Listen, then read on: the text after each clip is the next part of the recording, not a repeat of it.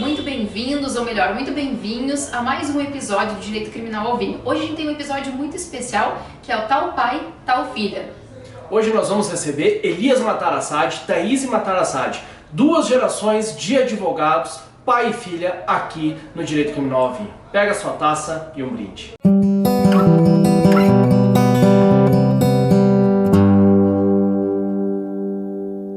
Bem-vindos a mais um Direito Criminal ao Vinho e hoje também um Direito Criminal ao Vinho e ao suco de uva, porque um dos nossos convidados, muito especial, não bebe, então hoje a gente está dividido aí entre o vinho e o suco de uva. Hoje a gente tem um programa muito especial, que é um programa do Tal Pai, Tal Filha, com o Dr. Elias Matarassade e a doutora Thaís Matarassade. Muitíssimo bem-vindos, muito obrigada por aceitar esse desafio de estarem aqui conosco nessa tarde, conversando um pouquinho sobre a profissão que vocês tanto gostam de exercer.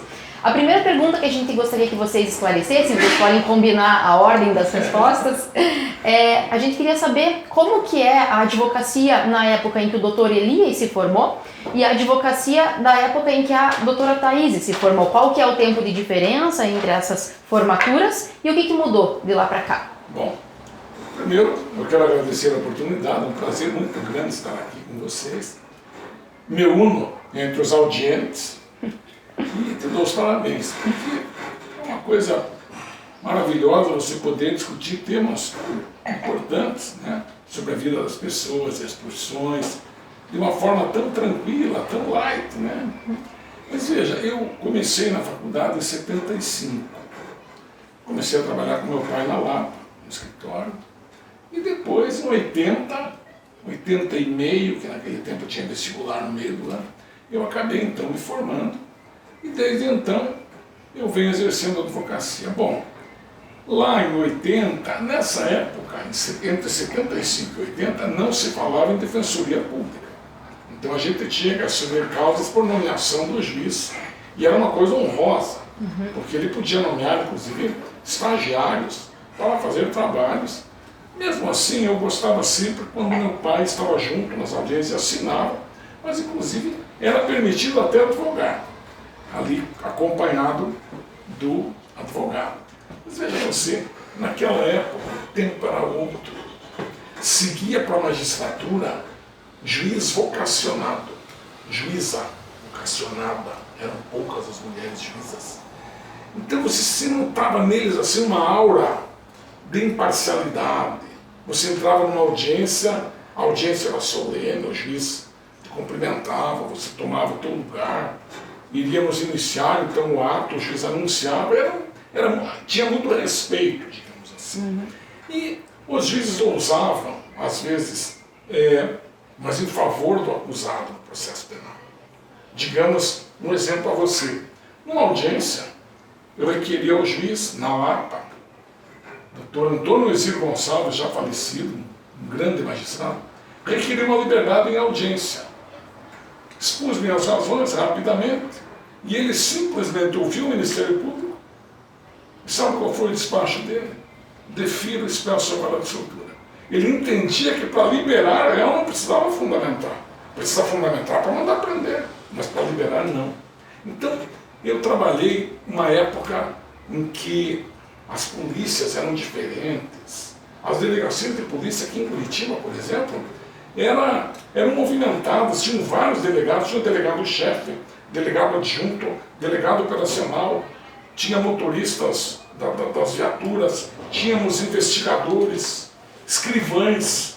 A delegacia era bastante povoada, digamos assim, por agentes, e cumpriam o seu dever. Agora, começamos então a reduzir custos. Por quê? Porque eu sempre falei, e ultimamente tenho falado mais, de que a mãe filosofia morreu como referencial de todas as ciências, como mãe de todas as ciências. E a madrasta impiedosa que assume o lugar dela é a economia. Em nome da economia, começamos a minimizar direitos fundamentais, correr riscos de acusar pessoas indevidamente, enfim.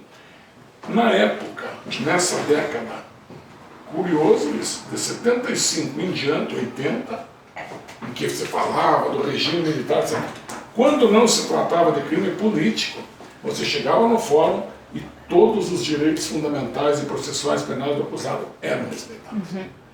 Tínhamos aqui o doutor Antônio Messi Gonçalves mesmo, já homenageando esse grande magistrado do Paraná.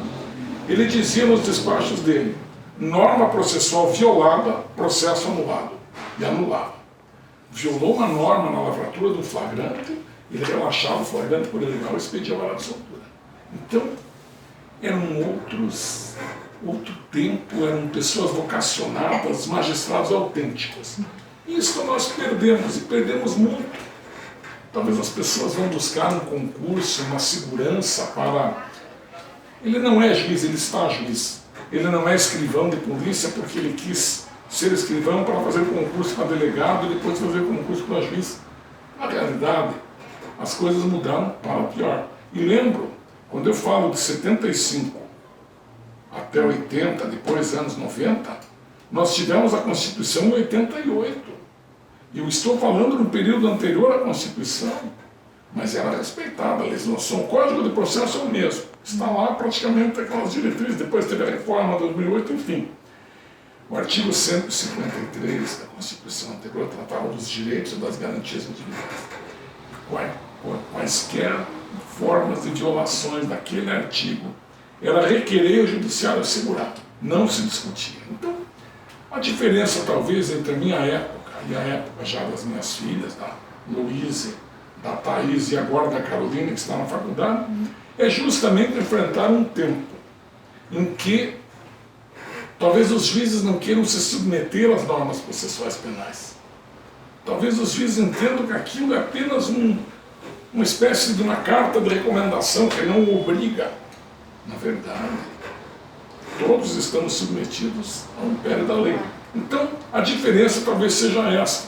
Os juízes hoje entendendo, erroneamente, que estão acima das normas processuais penais, quando sabemos é uma falácia.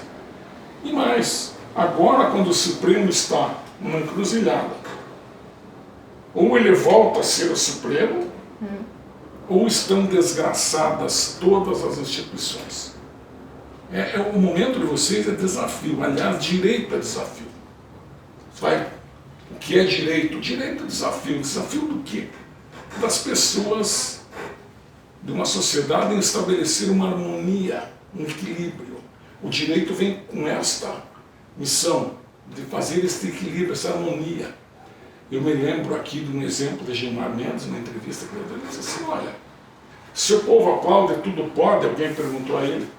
Ele disse: não, veja, o Supremo, falando do Supremo, mas eu falo da magistratura em geral, e deu um exemplo que eu achei fantástico. Ele disse assim: o povo aplaude o linchamento, mas agora um juiz, só porque o povo aplaudiu, vai ter que dizer que o linchamento tem que naturalizar o linchamento? Não.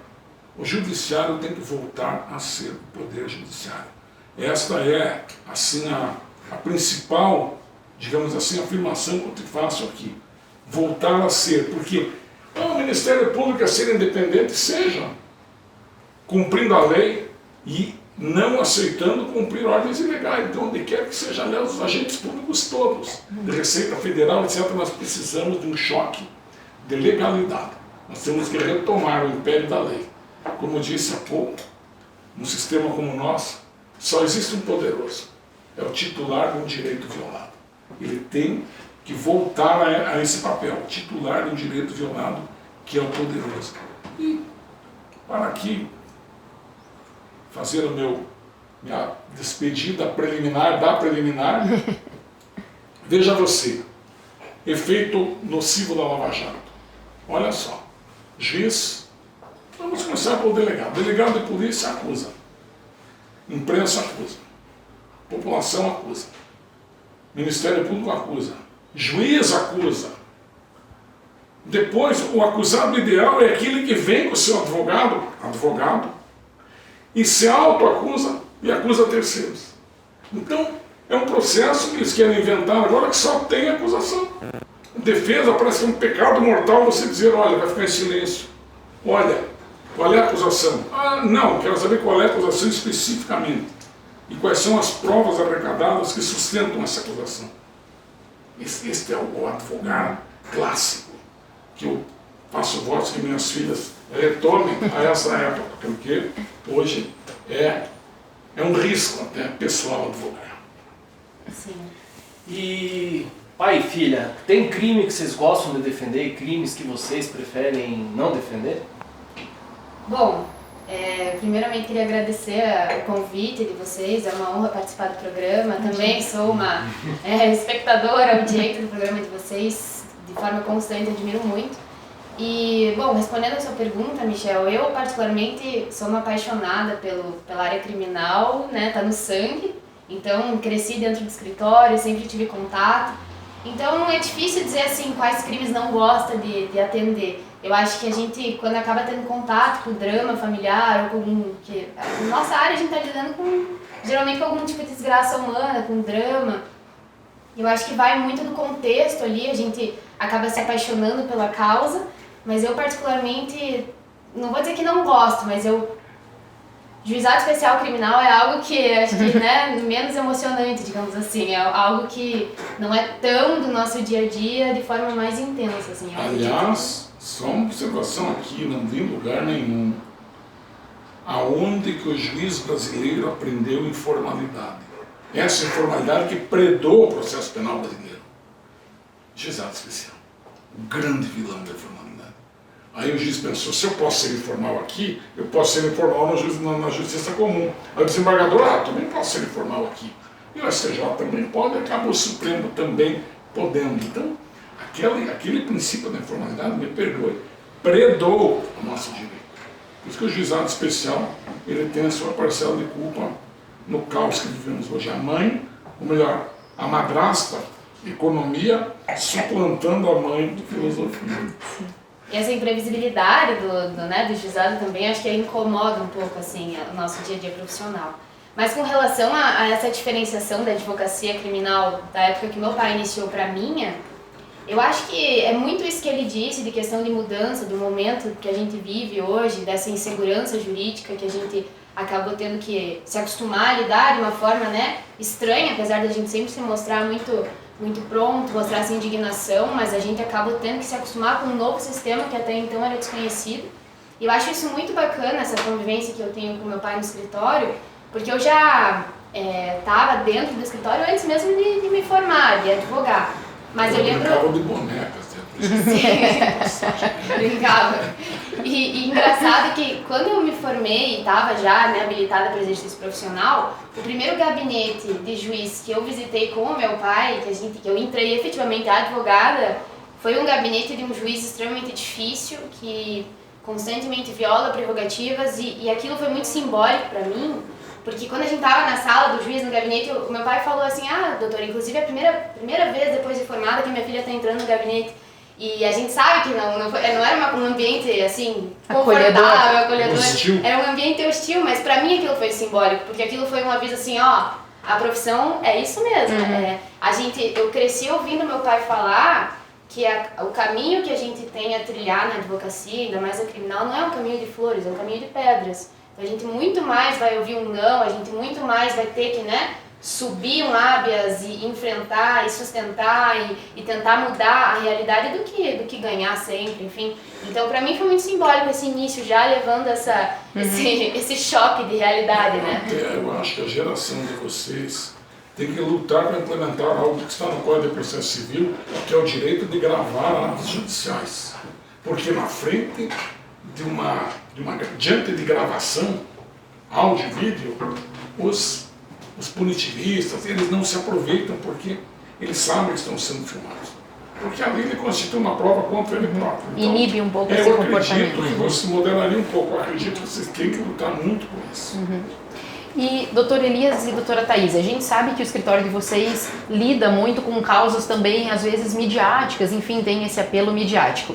Eu gostaria de saber, da época em que o doutor Elias se formou para agora, se há uma diferença do trato dos crimes na mídia, como que a internet influencia isso e como que hoje deve um advogado se portar diante dessa mediatização do processo penal e do direito penal. Uma palestra que eu fazia numa faculdade, um rapaz acabou me fazendo uma pergunta sobre por que, né, o direito penal, o processo penal, em mídia, influência dos meios de comunicação. Então, eu falei, veja, primeiro que o advogado vocacionado à área penal, ele sabe que ele está lidando com pessoas, não são personagens, são pessoas que têm pai, mãe, pessoas, né, não são números, não são estatísticas.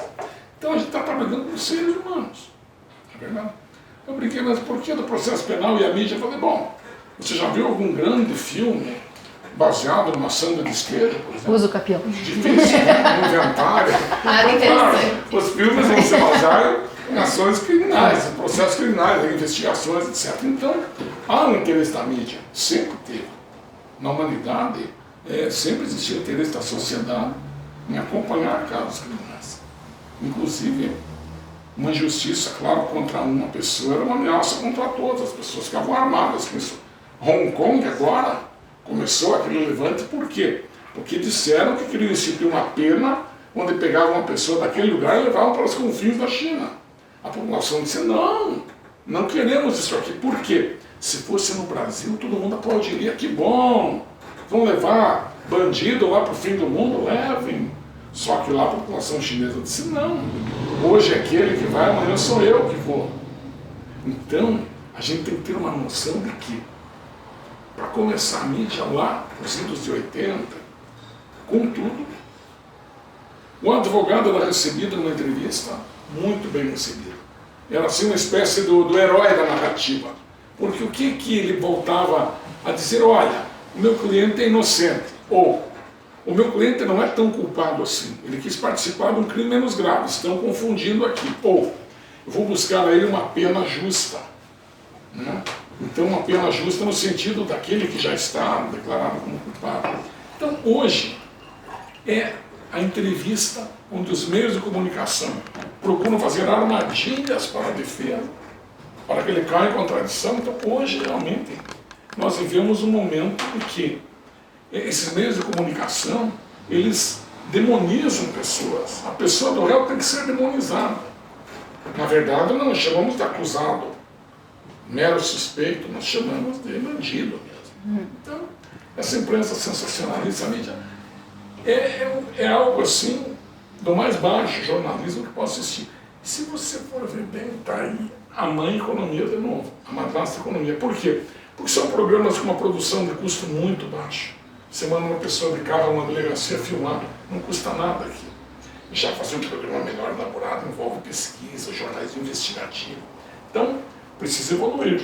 Por quê? Porque o jurado vai fazer a cabeça nos crimes contra a vida assistindo na televisão.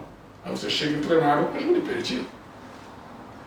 O juiz que vai decidir sobre se ele concede ou não liberdade para o teu cliente, no café da manhã ele assistiu no jornal uma reportagem negativa sobre aquele acusado que ele vai decidir. Então, a influência é negativa. Tanto no sentido de digamos assim, acentuar culpas, né, como também de minimizar as inocências. Né? Tipo assim, alguém foi absolvido. Foi absolvido, mas era por falta de prova, não era. Então, nem a absolvição é aceita pela imprensa. Na verdade, a gente, quando trabalha em processo midiático, tem que pontuar se é interessante ou não dar uma entrevista. Por exemplo, tem casos de grande repercussão na mídia que o advogado já abre todas as teses de defesa. Aí a acusação cria anticorpos e absorve aquelas teses e vai contra sobre outros aspectos, claro. E vai para o júri e perde a causa porque ele não reservou nada para o júri. Sim, e agora com as redes sociais também, né, virou um linchamento público virtual, então acaba destruindo reputações em espécie de minutos, segundos depois que saiu na televisão alguma reportagem. Então isso é muito complicado. Existe algum crime que é melhor que a defesa seja feita por uma mulher e um crime que é melhor que a defesa seja feita por um homem? Olha, eu acho que pode acontecer mais na questão de estratégia, né? De repente, um feminicídio, por exemplo, a questão de ser defendida por uma mulher, eu acho que talvez favoreça o acusado. E crimes sexuais também, dependendo. Mas o que eu acho que se enquadre melhor, talvez, nisso, é mais o perfil do advogado ou da advogada para a causa. ainda mais quando envolve, né, a mídia, acho que tem que ser um perfil que atenda bem, que dê uma resposta adequada, até na forma de se portar publicamente, eu acho que pode fazer toda a diferença. Em feminicídio no júri também, acho que... Né, Maria da Penha, às vezes. Sim, né? também, Maria da Penha. Eu acho que é um ambiente que talvez se amolde mais a uma defesa exercida por mulheres. E o escritório de vocês é praticamente uma empresa familiar. Como que é advogar em família? Veja, é um desafio diário, porque você sai do escritório, aliás, advogado é complicado, principalmente se for da área penal, veja só. Se você sai do escritório e liga a televisão para ver o jornal, o que passa? Assunto de processo penal e investigação. Mas eu assisti um filme, 80% dos filmes, né, envolve problema de procedimento, processo, investigação, crime, enfim. Então, a gente se sente com o expediente esticado, estendido. Mas olha, eu creio que se forem todos ali invocar, por exemplo, a Arlete, minha mulher, ela não gosta da área penal, mas ela trabalha com a área de família e faz a parte da administração. A Luíse gosta da área penal, trabalha em alguma coisa no civil também, e depois vem a Thaís, pouco tempo depois já vem a Thaís para o escritório. Então é uma harmonia, Agora a mais nova também, só que tem que se cuidar para você não virar monotemático.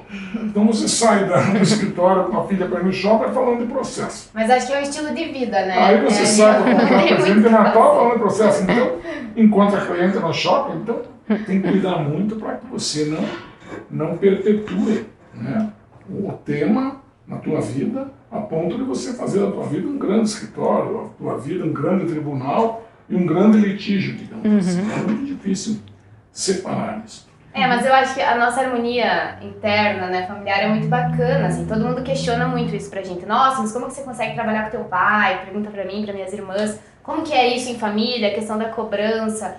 Claro, eu acho que a gente aprendeu muito, né, pai, durante os anos a saber lidar com isso internamente, mas sempre de uma forma muito harmônica, assim. E como a gente lida muito com drama familiar, a parte criminal, isso é muito presente, eu acho que é uma grande escola, né? A gente aprende muito no escritório com o erro alheio, com o erro dos outros, e isso foi muito presente na minha criação, assim. Os exemplos que o meu pai sempre me deu foram um pouco trágicos. Vai pra cadeia, Thaís. Mas eu acho que isso é muito bacana, assim. Ele passou essa paixão pela advocacia, foi muito passada pra gente, assim, de uma forma muito bonita. Então, às vezes, e é bacana isso, porque a gente aprendeu a entender a profissão do pai e seguir o mesmo caminho. E do avô. E do avô também. O pai também, né? Advogado. Então, é muito bonito, por exemplo, por mais que às vezes a gente tenha lá um sábado que o pai não podia, chegou atrasado pra buscar, mas a gente já sabia que era porque ele estava envolvido com uma questão de outra família e a gente já entrava, ele sempre integrou a gente nisso, de uma forma muito bonita, assim. Então, isso é muito bacana. A gente... É difícil, né, vai achar um homem igual ele. O exemplo de homem que eu tenho em casa, na verdade, muito, por exemplo, aquelas pequenas, naquele tempo não se cumpria o mandado de soltura, como é agora, por meio virtual. A gente pegava o seu de justiça, ia na delegacia, no presídio, soltar o preso. Soltar o preso. E, às vezes, e talvez isso marcou muito na vida delas, eu levava junto para cumprir o mandado de soltura. Elas vendo aquela pessoa saindo de trás, uma grave, talvez isso tenha influenciado profundamente. Não há nada mais encantador para um ser humano poder levar ao outro a liberdade, ou minimizar a situação do outro. A primeira mão, né, que o acusado se apega é um advogado.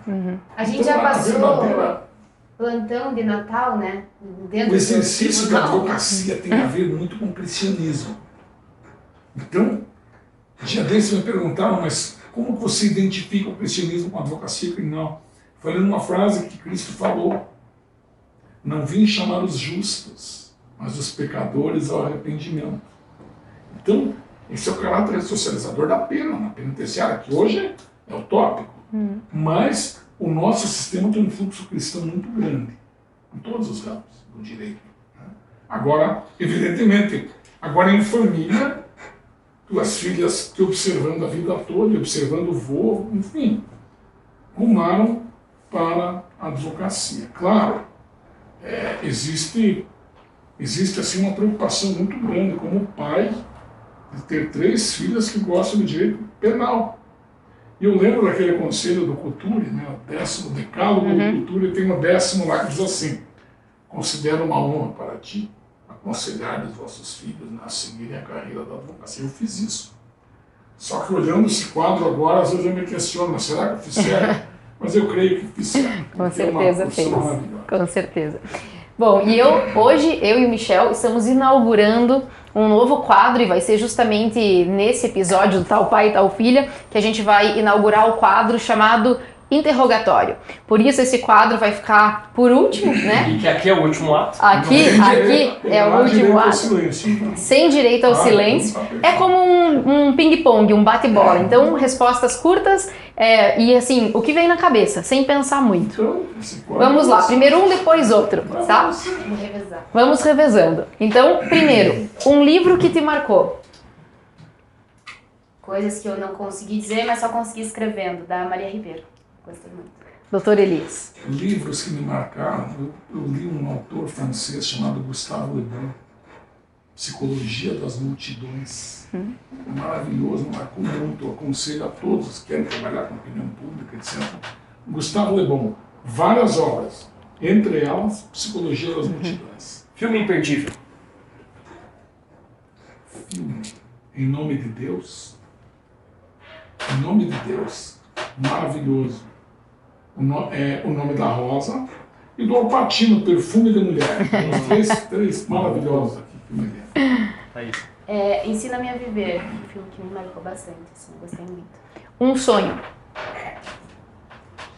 Sonho de pai é encaminhar os filhos. Meu sonho sempre foi esse. Está realizado. Eu gostei muito de ser pai.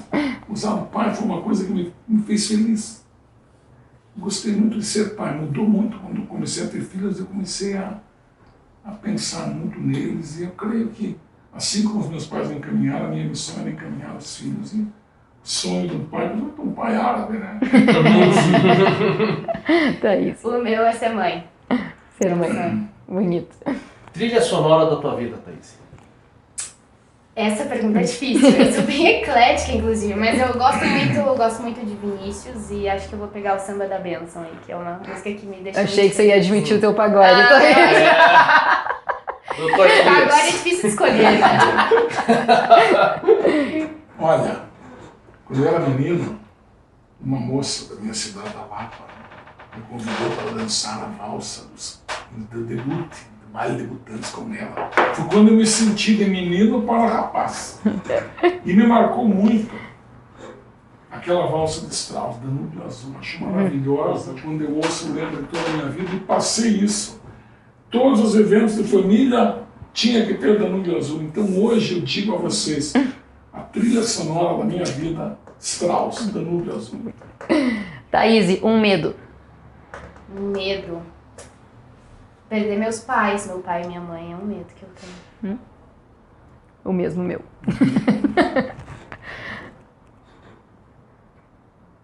O arbítrio. O arbítrio inquieta o som. Poderes ilimitados em mãos de pessoas, quem quer que sejam.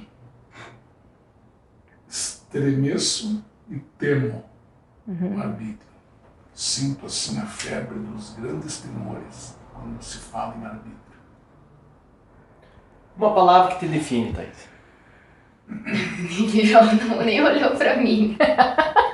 Uma palavra que me define. Esperança, talvez. Persistência. Mas indignação, pode ser, quem sabe. Acho que é meio por aí. Aliás, o Padre Vieira dizia que a esperança é a mais doce companheira da alma. Que as almas que perdem a esperança ficam órfãs. A palavra dele eu vou dizer, generosidade, generoso. O homem mais generoso que eu conheço. A pergunta é a palavra que Te define. luta.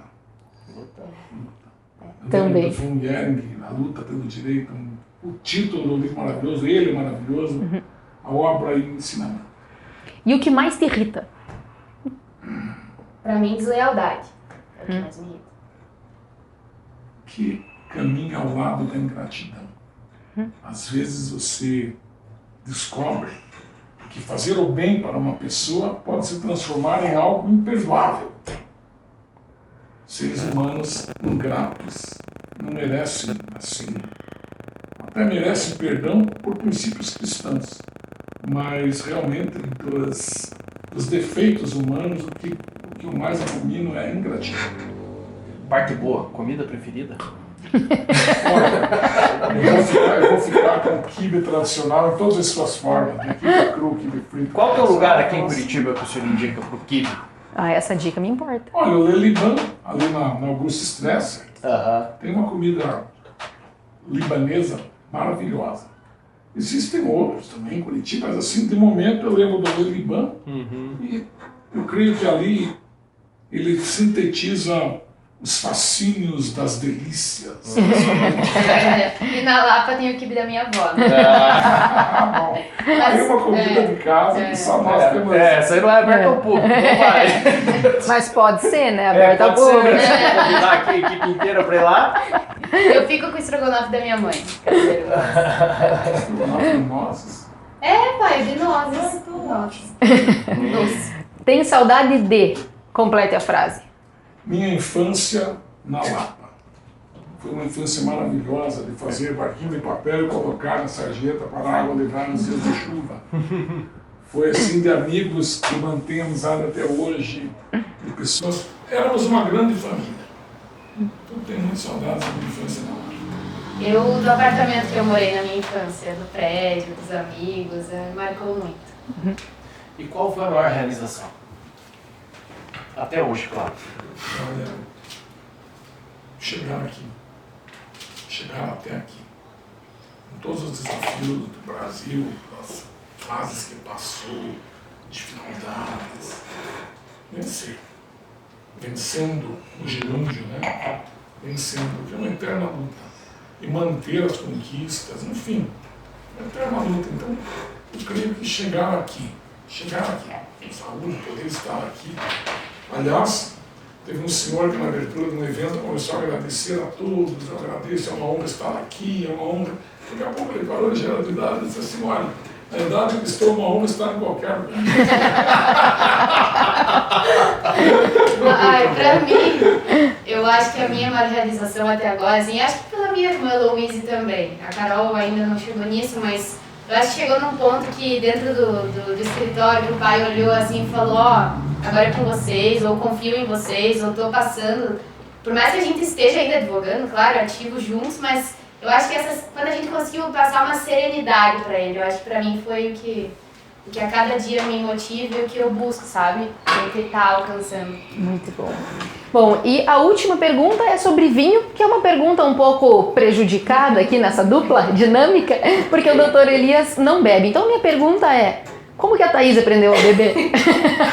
Acho que nós dois queremos saber isso, hein, Dr. Elias? Na família, o pessoal precisa vinho.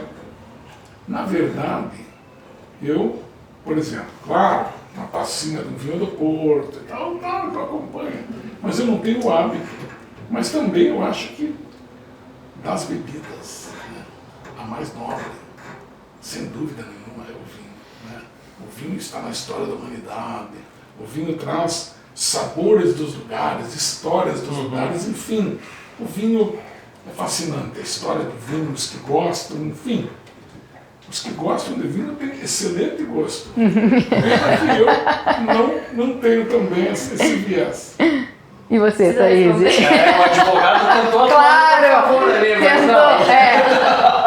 Não, dentro da família, assim, a gente não tem um hábito familiar de bebida, realmente, o que o pai falou é muito verdade, assim, meus pais não têm esse hábito, mas ao longo das andanças da vida, com amigos, os meus tios são bons apreciadores de vinhos, assim, então a gente sempre teve um pouco ainda que presente, a minha madrasta gosta bastante também, admira, e confraternização entre amigos, né? Como hoje aqui, talvez meus clientes assistindo não vão mais me dar vinho de presente. E agora a Arlete vai ficar chateada. Mas a Thaís tá no escritório. Gente, a Thaís tá no escritório. E se sobrar muito, pode mandar para nós aqui que dá um jeito. Gente, muitíssimo obrigada por vocês terem aceitado participar. Foi uma honra ter vocês dois aqui. A gente admira imensamente os dois, não só profissionalmente, mas também como pessoa. É uma família bonita de se ver. Então, obrigado por ter dado o ar da graça de vocês por aqui. Deixa eu registrar o seguinte: dos programas que participei, este foi o mais descontraído. Nos sentimos assim muito bem aqui. Parabéns pela realização e pela novidade que você apresenta no programa. Obrigada. Vocês, assim, eu acho que o objetivo do programa é conseguir fazer ficar leve, né? Um assunto que por vezes não é tão leve, que é a nossa área criminal, mas eu achei que foi sensacional. Obrigada pelo convite e sou uma admiradora de vocês dois. Obrigada, gente. Um brinde. Um brinde. E até a próxima. Até a próxima.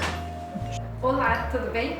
E falando em pais e filhas, hoje a gente teve The Apple Doesn't Fall Far From The Tree, a maçã não cai longe do pé, do Matias Richtelli, filho de um dos grandes enólogos da Argentina, o Jorge Richtelli. 100% Bonarda, este vinho é frutado e elegante sem perder a potência dos bons vinhos argentinos. Acompanha muito bem massas com molho de tomate, molho vermelho e um bom jantar em família. Uma ótima dica.